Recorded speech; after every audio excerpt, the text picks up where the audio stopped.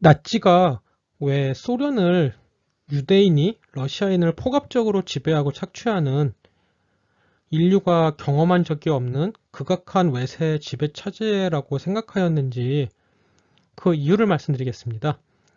제가 보여드리고 있는 것은 나치 정권의 반유대인 프로파간다입니다. 죄 없는 사람들이 이런 식으로 무참히 학살당해 죽어나가는 것이 유대인 볼셰비즘 통치의 현실인데 우리 독일인들은 히틀러 총통 덕에 이러한 볼셰비즘으로부터 보호받고 있으니 그에게 감사드린다는 내용을 담고 있습니다. 아시다시피 공산체제, 즉 볼셰비즘 수런체제는 개인들이 기존에 가졌던 모든 권리가 무시되고 직장, 주거지 등을 정부가 일괄적으로 결정하여 시민들한테 분배하는데요. 문제는 이러한 과정에서 러시아인 등은 극단적 손해를 보는 반면에 유대인들은 너무나도 큰 이익을 보고 있다는 사실이 발견되었습니다. 우선 짜르 러시아 제국 시기에 제국의 고위 관료 등 신의 직장에 앉아 있었던 러시아인 엘리트들은 철저히 숙청당하는 데 반하여 유대인들은 그들의 자리를 속속 차지하고 있었는데요. 이는 볼셰비즘 혁명의 주도자가 유대인들이라 유대인 공직 후보자가 붉은 귀족들의 후원을 받기 쉬웠고 적백 내전 등에서 러시아인 출신 지식인 등은 볼셰비즘에 저항한 반면에 유대인 지식인들은 볼셰비즘에 적극 협력하였기 때문이었습니다. 극악한 볼셰비즘 세력 입장에서는 기존의 간부 공무원 등을 숙청하고 살해하는 것은 그렇게 어려운 일이 아니겠지만 러시아같이 문맹률이 높은 사회에서는 그를 대체할 인재를 찾는 것은 매우 어려웠는데요. 이 문제를 해결해 준 것이 유대인 지식인들이었습니다. 유대인들은 일단 각 기관을 움직이는 핵심 보직들을 독점하였고 계속해서 자신들 동포들을 끌어들여서 유대인 세력을 늘려나갔기에 러시아인들을 점점 더 밀어내고 숙청할 수 있었습니다. 레닌은 유대인 출신 지성인들이 없었다면 볼셰비키가 러시아의 주요 기구들을 장악하고 지배하는 것이 불가능했다고 밝히고 있었습니다. 경제 산업면에서도 마찬가지였는데요. 러시아인 등은 기존의 일자리에서 쫓겨나 새로운 직장으로 강제 배치되었는데 이는 기존의 모든 것을 다 몰수당하고 노예노동에 종사란 명령에 불과하였습니다. 새로 일하게 된 곳에서 러시아인 등은 극단적인 중노동과 저임금, 낮은 생활 수준에 시달리며 강압적인 통제와 억압을 받으며 살아가야만 했는데요. 물론 열받는다고 이에 저항하거나 항의하면 교도소 같은 정상적인 교정시설의 고통은 애교라고 느껴질 북쿠케나 시베리아 지역에 소재한 강제노동 수용소, 즉 굴락이 기다리고 있었습니다. 그러나 유대인들에게는 체험해보지 못한 천국이 펼쳐졌는데요. 경제계, 즉 무역, 산업, 금융 등 분야에서 결정적 영향력을 행사하며 보통 소련인보다 200배 이상의 연봉을 받는 최고 경영자 같은 자리는 물론 유대인이 차지하였고요. 경영자를 보좌하는 각 기업의 간부직조차 유대인 일색이었습니다. 사채업자나 소상공인 정도로 살아가던 유대인들에게는 이전에는 감히 우러러지도 못해본 일자리가 주어지게 된 것이었고 모스크바 유대인의 실제 부유함은 월가 유대인에 못하지 않게 되었다고 합니다. 유대인은 경제에 강하였기에 특히 경제관료에서는 더욱더 점유율이 높았다 하는데요.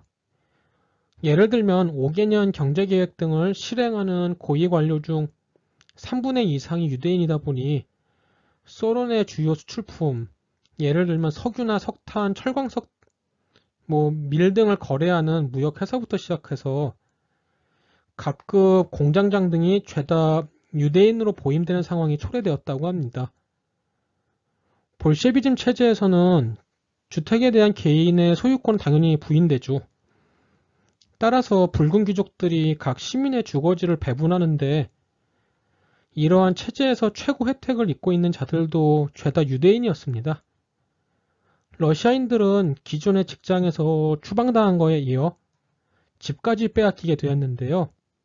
모두가 선망에 맞지 않는 모스크바에서 살아오던 기존의 러시아인 등은 집을 빼앗기고 강제 이주를 당하는데 그들이 도착하는 곳은 공장이나 광산, 집단 농장에 딸린 사실상 노예 집단 거주지였습니다. 반면 모스크바의 주택 등이 대거 유대인에게 배정되었기에 볼셰비즘 혁명 이전에는 수도에 거주하는 것 자체가 금지되었던 유대인이 기존의 열악한 유대인 집단 거주지에서 나와서 모두가 살아가기 원하는 모스크바의 자리를 잡았고 이에 따라 전체 인구의 1.7%에 불과한 유대인이 모스크바 시민의 8분의 1이나 차지한다는 기이한 현상이 목격되고 있었습니다. 주요 광장도 유대인 예술가가 만든 동상 등 예술품으로 가득 찼고 볼셰비키의 권력을 만천하에 자랑하는 듯해 보이는 웅장한 소비에트 궁전 등 정치 상징물 또한 유대인 건축가가 만든 것이었습니다. 무엇보다도 모스크바의 박물관, 미술관 등을 방문하거나 유원지나 공연장, 또 카페, 레스토랑에서 인생을 즐기고 있는 자들은 대거 유대인 일색이었는데요. 모스크바는 이제 뉴욕 다음으로 많은 유대인이 거주하며 유대인이 기득권층으로서 삶을 향유하는 도시가 되어버린 것입니다.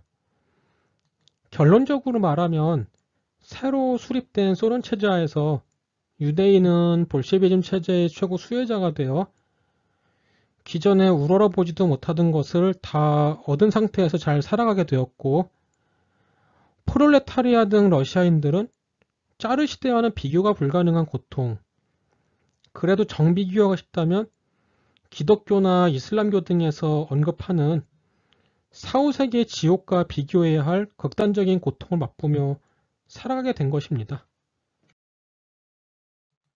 소련의 다수인 러시아인 등이 저항하면 당연히 유대인의 지배는 존립하기 힘들게 될 텐데요. 나치 반유대 사상가들에 의하면 볼셰비즘 독재 정권은 한편으로는 공포 통치, 즉 포갑 정치를 실행하여 러시아인 등이 감히 저항할 생각도 못하게 만들고 다른 한편은 러시아인 또는 우크라이나인 등이 민족의식을 자각하는 것을 극도로 방해하며 이에 따라 유대인이 러시아인을 정신적으로 지배하는 체제를 굳혀나가고 있었는데요. 전자를 대표하는 것은 집단농장제의 포갑적 관철, 정치경찰과 정치범 수용소 제도의 운영, 철저한 군대 장악이었고요. 후자를 대표하는 것은 언론과 예술의 장악, 역사교육의 왜곡, 러시아 민족주의의 억압이었습니다. 볼셰비즘 정권의 정책들을 보면 해당 정책이 극단적으로 포갑적이다라는 사실 이외에도 효과성이나 합리성, 능률은 도외시하고 자신들의 지배력 확보만을 생각하고 있다는 사실이 유난히 눈에 띄는데요. 간단히 말하면 볼셰비즘 독재체제 사수가 모든 것인 참으로 기이한 사회였습니다. 사람을 영혼까지 지배하는 가장 효율적인 방법은 스탈린의 말대로 인민의 목구멍을 지배하는 것일 겁니다. 누구든 식량이 없거나 부족하면 극도의 고통을 느끼다가 얼마 버티지 못하고 사망하게 되는데요. 영화 반지의 제왕에 나오는 사우론이 되는 방법은 생각보다 쉽습니다. 식량에 대한 절대적 지배권을 손에 넣는다면 누구든지 절대 반지를 낄 수 있습니다. 식량에 대한 절대적 지배권을 손에 넣으려는 볼셰비즘 정권은 기존의 농업체제를 해체하고 새로운 농업체제인 집단 농장화를 추진해 나갔는데요.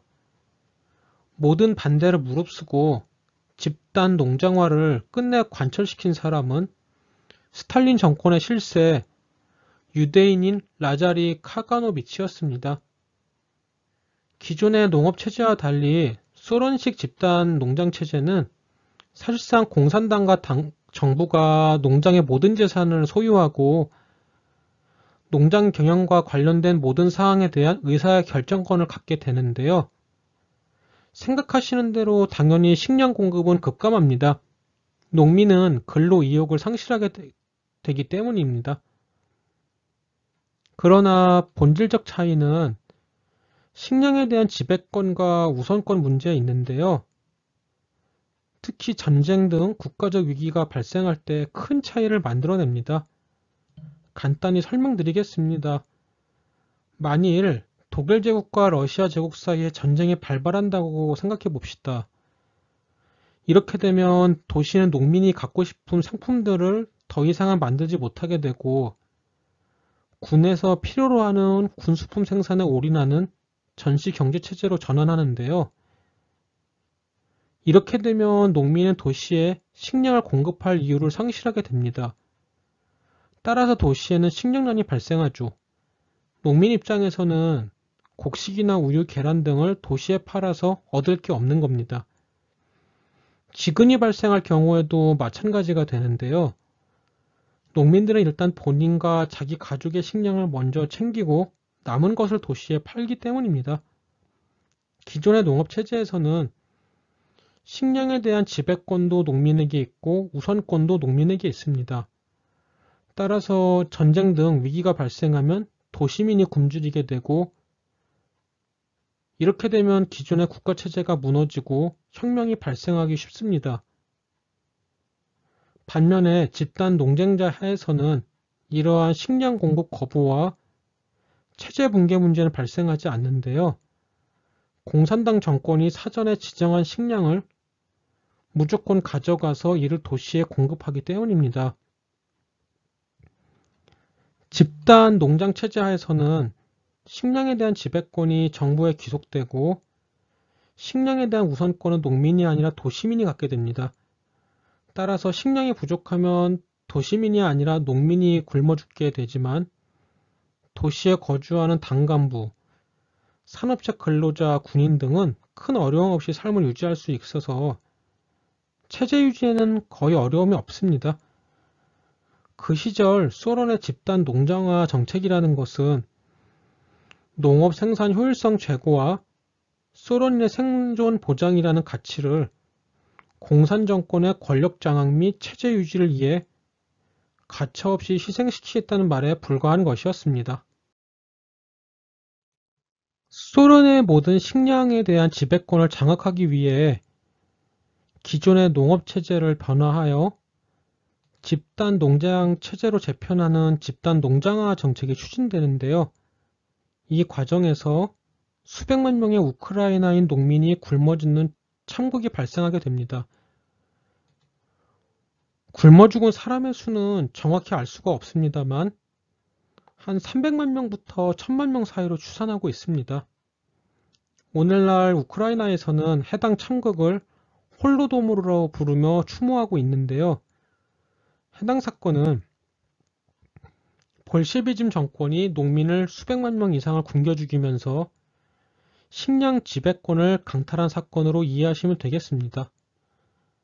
독일 등 외부 사회에서는 집단 농장과 홀로도모르를 유대인인 라자리 카가노비치가 식량 지배권을 움켜쥐기 위해 수백만 명의 농민을 살해한 인류가 체험한 바가 없는 초대형 강도살인 사건으로 이해하게 되었습니다. 홀로도모르는 유대인들의 볼셰비즘 정권은 소련인을 자국민으로 생각하지 않기에 극단적인 폭압을 행한다는 생각을 강화하는 핵심 논거가 되게 됩니다. 저는 나치의 유대인 학살에 절대로 동의하지 않고요. 다만 나치가 어떠한 사고를 하였기에 유대인을 학살하게 되었는지를 정확히 설명해 드리는 것에 집중하고 있습니다. 제가 참고한 서적은 다음과 같고요. 구독과 좋아요는 저에게 큰 힘이 됩니다. 다음 편에는 소련과 유대인 2탄으로 찾아뵙도록 하겠습니다. 구독과 좋아요는 저에게 큰 힘이 됩니다. 감사합니다.